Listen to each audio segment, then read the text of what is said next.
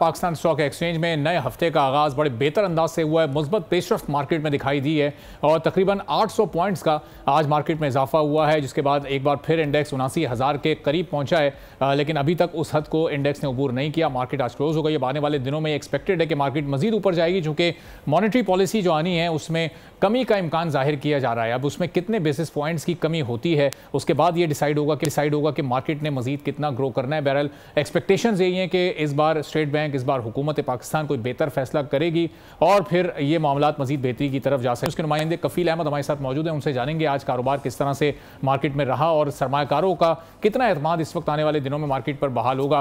कफील, बताइएगा आज किस तरह से ट्रेडिंग की सूरत हाल रही और क्या कह रहे हैं इन्वेस्टर्स? देखिए, मार्केट में आज कारोबार की पहले रोज जो है वो खासी पॉजिटिव जो है रही है मार्केट, और उसका सबसे बड़ा रीजन जो था वो आज जो मॉनेटरी पॉलिसी का अनाउंसमेंट जो है अब से कुछ देर बाद होने जा रहा है, और उसमें मुतवक्के तौर पे जो है वो शेयर सूद में कमी का इम्कान जो कि माहिरीन के मुताबिक जो है वो हो सकता है, जिसमें 1 से कमी जो है वो हो सकती है। तो लिहाजा इस वक्त 20.50% पर है शेयर सूद। यकीन इसमें कमी के बाद जो है वो एक अच्छा इम्पैक्ट मजीद आएगा। अगर हम ओवरऑल बात करें तो आज में कारोबार किया तकरीबन जो 708 मार्केट में रिकॉर्ड किए गए और 78,827 के लेवल पर मार्केट जो है वो क्लोज हुई है।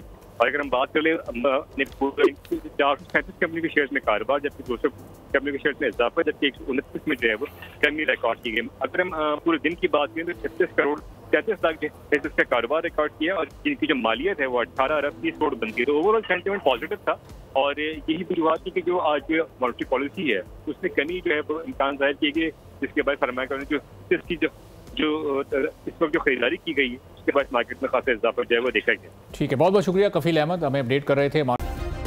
सब्सक्राइब करें और बेल दबाएं ताकि कोई खबर रह न जाए।